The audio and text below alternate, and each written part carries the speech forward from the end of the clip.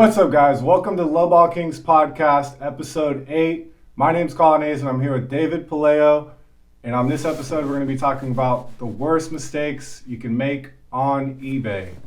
And before we get into it, we're going to be announcing the winners in the description for the giveaway, the 25-item giveaway. And if you guys would like to enter for next week's giveaway, you have to comment 3 eagle emojis in the comments. So, hey guys, we don't make any money from this podcast, so if you guys want to support us, the Patreon is down below.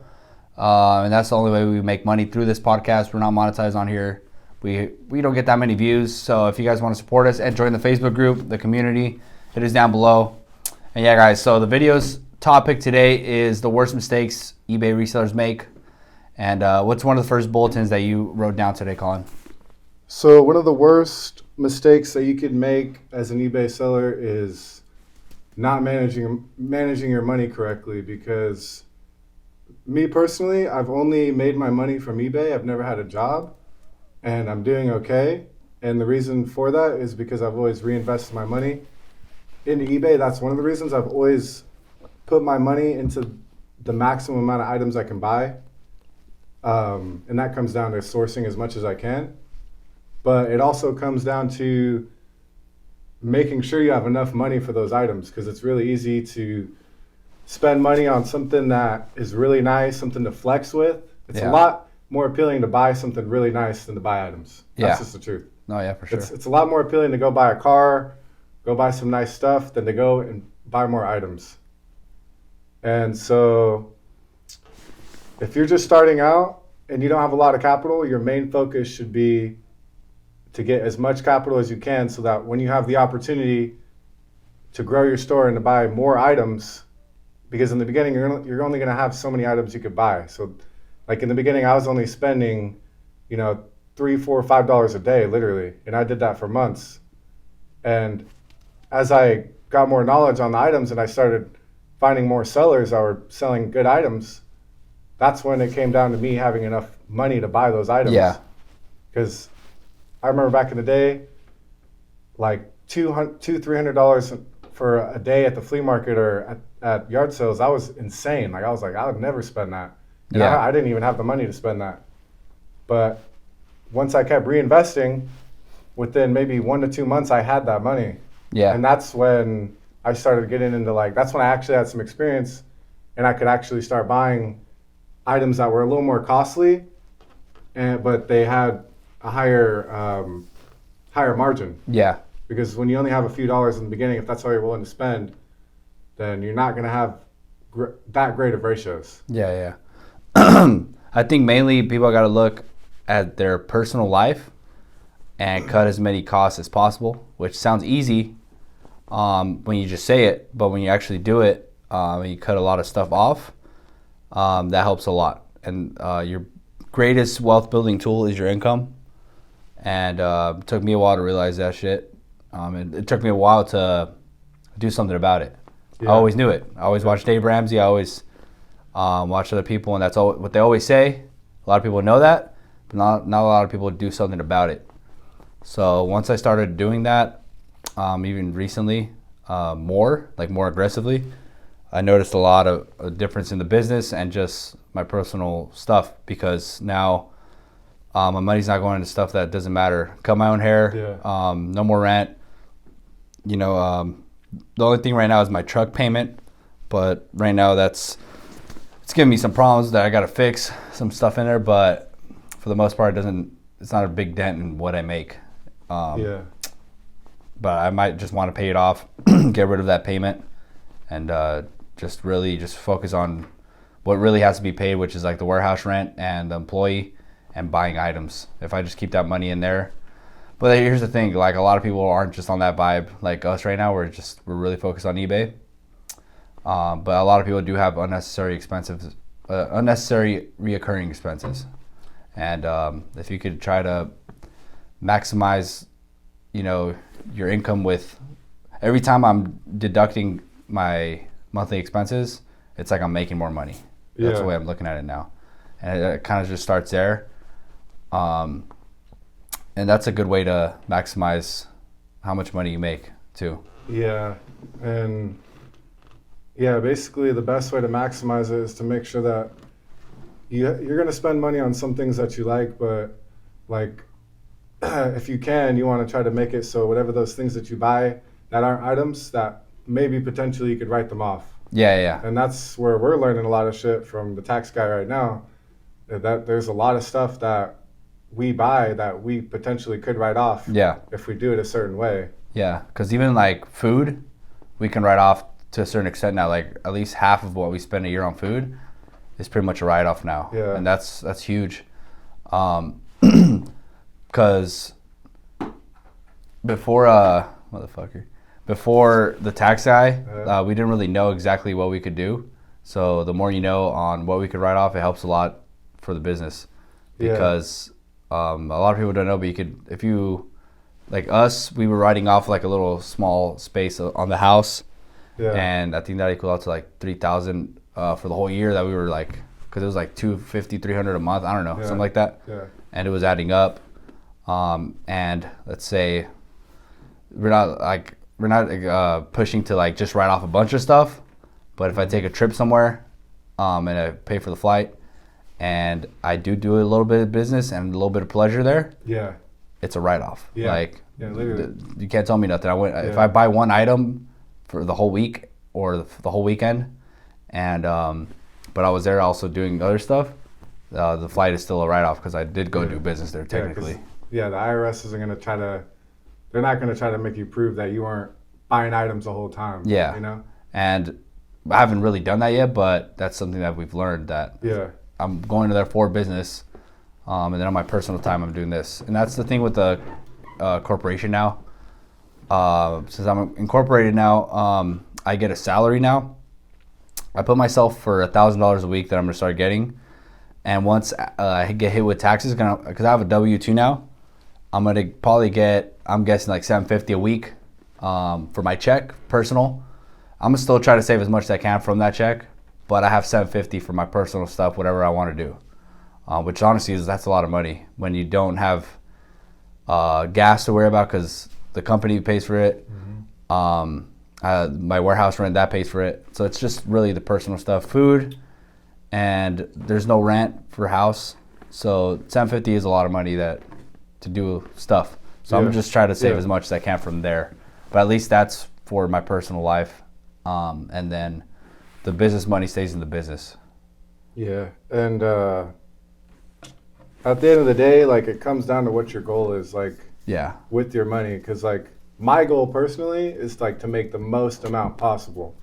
But, like, there's a lot of people out there that they're just trying to make a little bit more. So you don't have to go balls to the wall on, like, trying to conserve every dollar that you spend that doesn't have to do with items in the business. But, like, even right now, like, I'm making a good amount of money, and it's still just, it doesn't satisfy me. So I'm constantly looking for ways to save money and make more.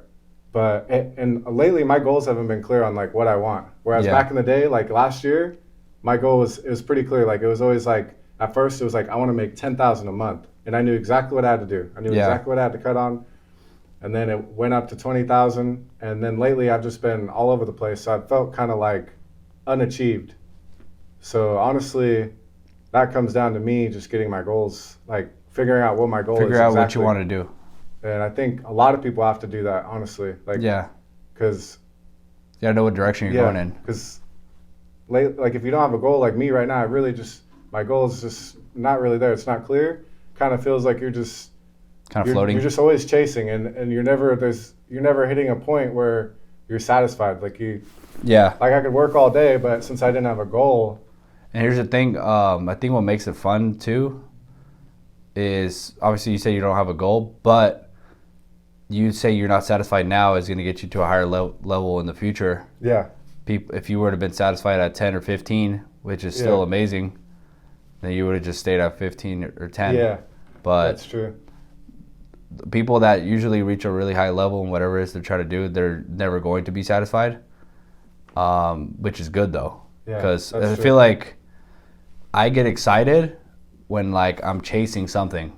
If I already have it, I feel like as a man, that's where the happiness comes from. Obviously, like wife, kids, that's it. But like internally, you feel satisfied when you're like chasing something and it's like, okay, it's about to come, it's about to come. Yeah. So if you can, because you're gonna get to a mountaintop at some point, but you gotta always be looking at the other mountaintop, because once you get to a certain level, I saw this from another video, is that a lot of people get to a certain level and they self-sabotage themselves somehow, not intentionally, but then they like spiral downwards, they fall off. And then they gotta, and then they come down, and then they lift themselves up. Instead of just starting from that mountaintop and going to the next one and climbing up, they self-sabotage. And then during that chase, they're just trying to get back in shape. And I've done that for sure. Yeah. And I feel like that's really true with a lot of people, is that they self-sabotage when they get to that really high level, and they get really complacent instead of really holding it down and looking at another mountaintop and trying to chase that one. Yeah. I think that comes down to knowing, like, right now I'm trying to figure out not only what my goal is, but like what's going to be my next few moves after that. Because once I reach that goal, it's like, it could be really easy for me to just like, I already reached my goal, now I could just chill, you know? And then that's going to lead me to relaxing, and then I'll fall back to where I was like a year ago. Yeah. If I go on a downward spiral. Yeah. I saw a quote of like, if you're not growing, you're dying. And I've been against that when I'm not growing, because I'm like, yeah, that's not true. It's not true. No, but when I'm growing, all I want is the growth. Yeah. Then I'm like, I don't want to fucking stop, you know? Yeah. When I'm like in hyperspeed, I'm like, like I'm trying to go all the way. But that's really like kind of true. Because when you're complacent, you're happy where you're at, you're starting to self-sabotage, and you're kind of going backwards when you're just staying at the same level, because all the expenses are going up. Everything's going up. Inflation. It might not be immediate, but you can't be staying there too long. It's cool to float for a little bit, kind of not know where you're at, but still kind of be there. But you can't let it get too far, and then you start taking, backward steps. Yeah, I think what I'm going to do is I'm trying to take a day where instead of I'm working in the eBay store, I want to take a day where I'm just going to plan out like what is going to be my move for the next like 3 months, and then where do I want to be in the next 3 months? Is it like a certain amount in sales? Do I want to get a few more connects? Do I want to get a new warehouse? I'm going to take some time out of the store and work on the store and figure those things out for myself. Mm-hmm. So that way I have like a clear path. And then once I get to that point, I need a larger goal also for like the entire year. So that way, once I get to that point, I don't just feel satisfied and then I take like I just cruise for a bit. And then I'm just kind of in the same space. Because I think we all have a point where we get to and we just feel comfortable. And at that point, we're just like, we feel like we did it already. A lot of times that's how I feel. I feel like I already did so much more than I thought I would do. Yeah. And it's not going to get me to where I actually want to be. Yeah, and that goes with who we hang out with. If we were just hanging out with the guys we used to hang out with, we're going to feel like we're on top of the fucking world. Yeah, that's true. Because their income compared to ours, and sometimes we're a lot better shape than them or stuff like that. We're not going to feel hungry, because we're just going to feel like badasses. But I think that's why it's good that's the good thing about social media. You can look at other people where you're like, damn, I want to be like that motherfucker. He's doing this, he's doing that. That's why it's good to look at other people, but it's nice to meet people in person too. Yeah.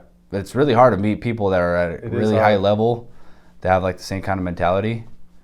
It's hard because those kind of people value their time, and they value like what are they doing? They value. Yeah.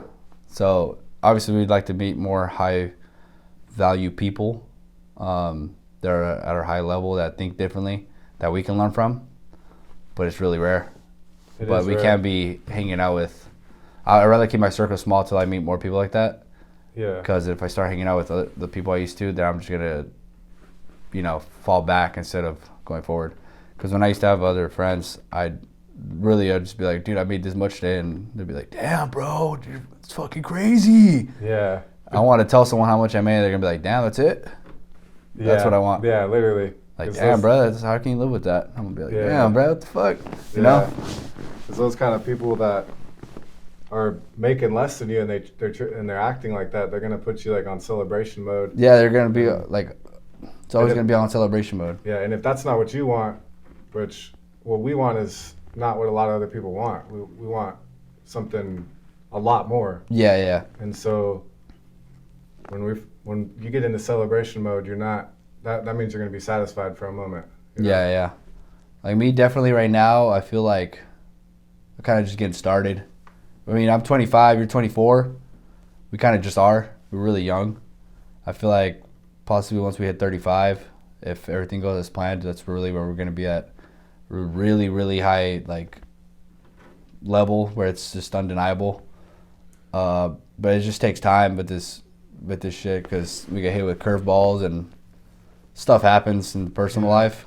But I feel like where we want to go, I feel me personally where I want to go, I'm really far from that. So yeah, literally, me too.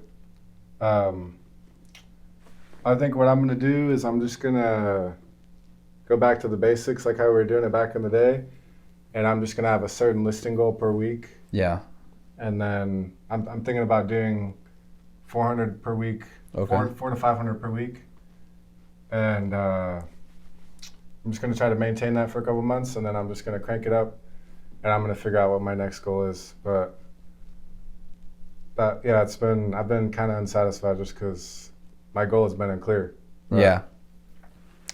Yeah, lately my sales went up a lot from what they were like a month and a half ago before I got the worker.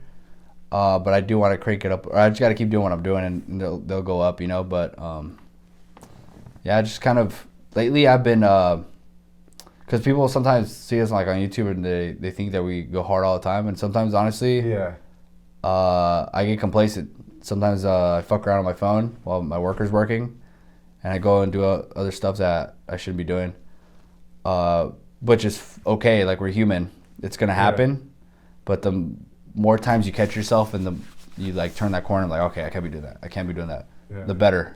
Because I've seen people like Patrick Bet-David that say the same thing. Like, it's about he does it too. It. It's just about managing it. Because it's going to happen. You're going to get distracted. You're going to go spend money on stuff that you shouldn't be. Yeah. But the quicker you can turn that corner and avoid doing that again or making it a habit, the better. Because it happens quick, and you can turn into a spiral of being really complacent and just chilling really fast. Yeah, and acknowledging it. And trying to do something about it, because a lot of people, including myself, it's easy to know like what your flaw is, what are you wasting your time on, and it's easy to get defensive about it and just try to brush it under the rug and not talk about it, you know? Yeah, definitely. Everyone's like that too. Like, if my dad tells me something, like, but I'll be like right away. Yeah. Cause that's just how I am. You react and then you. I react, but then like immediately I think about it. I'm like, yeah, he's right. Yeah. You know. Yeah. It's usually always like that. Yeah. But I think I mean, some people just get defensive and never look back on it. Yeah. Some people are like that, but I act kind of quickly, but then I think about it. Okay, why did you say that? Yeah, he's right. Okay, am I fucking up? Yeah, I am. Or, you know, sometimes people are just tripping too. Yeah. But yeah, what was the next bulletin you had on there? I wanted to talk about more, because I started talking about a little bit about working on the store versus working in the store. Mm-hmm. And for like people that don't know what that means, basically what it means is like when you're working in the store, you're listing items, shipping, you're doing messages, you're doing all the stuff that the store requires, right? Yeah. But when you're working on the store, you're planning out stuff. You're planning out like, all right, is it time for a new warehouse? Is my worker doing what he should? Should I get another worker? Let me look up my store. Are my listings looking right? There's stuff that's not listed sometimes. Yeah, stuff that's not listed, and it goes on. And usually, like, what I noticed, like myself personally, I've been kind of only working in my store for like the last I'd say like 6 months or so for the most part. But like and I've been doing good. Like I've been doing consistent sales and stuff. But I realized that like if I just continue to only work in the store, I will never really like get past where I'm at right now. Like I won't ever get past where I'm at right now. So the only way I can get past where I'm at right now, which is a plateau, I'm kind of like stuck around 50 to 60K per month. That's kind of where I'm at.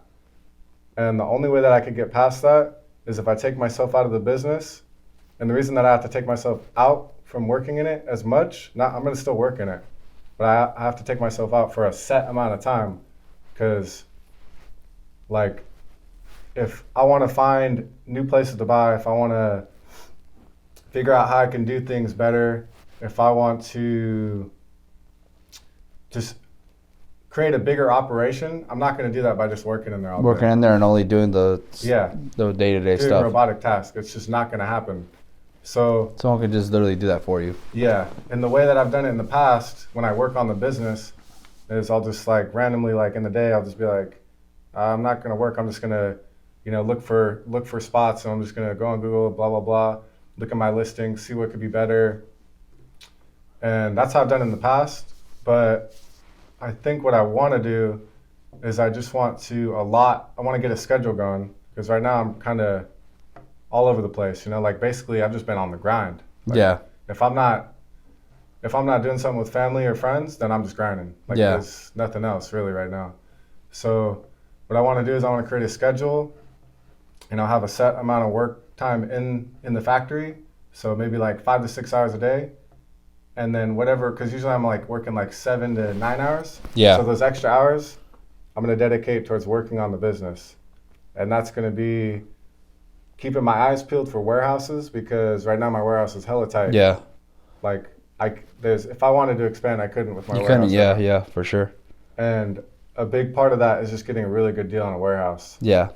And that's going to come with looking, because, I could look at what warehouses are available right now, but... I think that's the thing that's holding you back the most, that's immediate, that you could change. The warehouse, huh? Is the warehouse, for sure. Yeah, the issue, though, is that my warehouse right now, 1,500 square feet for $900, it's a hella good deal. No, it's a good deal, but... what's it called? It's 1,500? I think it's 1,500 square feet.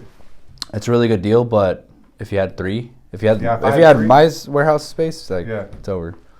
Yeah, so I wouldn't have to be pushing like I am right now, because right now I'm having to push my items as fast as possible. Yeah. And that involves selling them at a discount, and it also involves, putting certain items that are big. I can't even sell those. Yeah, there's some that we get that we can't even bring, because, and even me, I have a little more space, but. If I had way more and I had like a space for just those big ass items that are hella expensive, obviously like we make more money. Like even one of those items a month would cover our fucking rent and all that kind of stuff. Yeah. Or what we paid for an entire lot of stuff. But yeah, space is crucial. Is one thing, and then working on the business also includes like networking, like. If I can meet other people that are doing stuff like us, probably not in the same niche, not electronics. Yeah. And, hopefully with those connections, I could get some knowledge that'll help the business even more, because like right now where I'm at, it's really came from just learning from other people, and mostly people that aren't even selling electronics either. Yeah. So if I can allot a certain amount of time for that, that's what's going to push me to the next level. And it's not going to be being in there listing items. And I was watching a podcast earlier today about a guy that he started up a trash disposal business. And he said that he started it, he made $10K his first month, and then he went for like 6 months and he was making like $20K a month. He started making $20K a month regularly, and he kind of plateaued after like 6 months. He was doing $20K.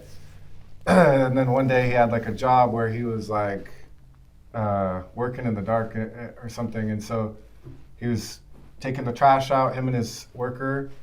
And I guess he stepped off the truck and broke his ankle. And then, so when he broke his ankle, he had to be in bed for like, he couldn't, really do anything. Yeah. You can't move trash with a broken ankle. And so he was in bed for like a couple months or something like that. And so during that time, he started working on the business instead of in the business. Mm-hmm. And he said during that time is when his business like literally skyrocketed because he was focused on making deals all day and focused on just making the best possible trash disposal business in his area. So he was spending time looking at what other people were doing in the area, what he could do better, how he could get more leads. Yeah. Networking with people that are, on a whole different level. And so basically his whole main point during that podcast was that when you take yourself out and you have that extra time and you still want to be productive with it and you start working on the business, then it'll just be insane. The results are insane. Yeah. Oh, no, yeah, I definitely agree with that. If we were to separate time aside from the listing, the shipping, it just takes care of work that we already did in terms of that. We already bought the items, but what's really going to take anyone to the next level is getting more suppliers, more people to buy from for a good price, obviously. Yeah, and it gets tricky because, like, especially if you're the only person working on your eBay store, like you don't have workers, then you basically have to just shut down for those times that you're basically just a high-earning employee at that point. Yeah, you're basically a high-earning employee. And, like us back in the day, we didn't have to spend a lot of time to work on the business. It wasn't like a crazy amount of time. We were mainly working in the business, and then on our little extra hours, we'd work on the business and figure things out. Yeah. But in the beginning, just to scale up a little bit, it's not that a crazy amount of work. Yeah. But I feel like now with the amount of volume, in order to grow even more, it's going to take even more time. You don't just, at this point, you don't just double your listings and get double the results right away. In the beginning, you do. Yeah. In the beginning, when you go from like 10 listings a day to like 40, you're going to fucking skyrocket quick when you're doing that every day, Monday through Friday at least. But now where we're at, it's like we can't really do more, especially because you're at a plateau when it comes to how many items you buy. You're buying damn near everything you can. You're limited on space. And that's mainly the two big ones. You really want is more suppliers, and you want more space. Yeah, I need more space, more items. Yeah, so that's really your thing right there. So you're at the point where you're making a certain amount every time, so it just makes perfect sense for you to start looking for more. Yeah, it's just scary because, like, I have a lot of monthly expenses right now. Even though I'm making a lot, it's just like, it adds up. Yeah, like I'd say like probably 2,500 square feet. Like a warehouse like that is probably like at least 3,000 probably. Actually, I found in that city we were talking about going, I think that's the best option. Yeah. There's some 5,000 square foot warehouses for like 3,500. Oh, that's insane. Yeah, and that's 5,000. So imagine 3,500 over there. Yeah, I contacted a realtor here that does the commercial, and there was no good. No, here you're not gonna find nothing here, bro. Yeah. We got what we could here, honestly. Yeah. There's that one blue one here, but you can't even ride a forklift in there. Like if you wanted to get like a bigger load or something. Yeah. I'm also considering buying too, because buying. I don't think there's much to buy here too. That's the thing. Yeah, because especially like if I get incorporated too, and let's say I buy a warehouse, it's gonna be depreciation. It's gonna be a monster write-off. Depreciation, I write off. I just bought. I'm paying that money, so I could write it off. You could write it off if you rent it too. Yeah. And then not only that, but the money is going into my own. That money is going into my own place. Yeah. And the thing is, the way Tony, our tax guy, said, we could buy something like that, but with a separate LLC. The LLC rents it out to Collins Incorporated. Yeah. And you give a check to the LLC, it stays in your money. You rent it off of them. Yeah, that's crazy. Yeah, so that's something you can definitely do. Yeah, and then let's say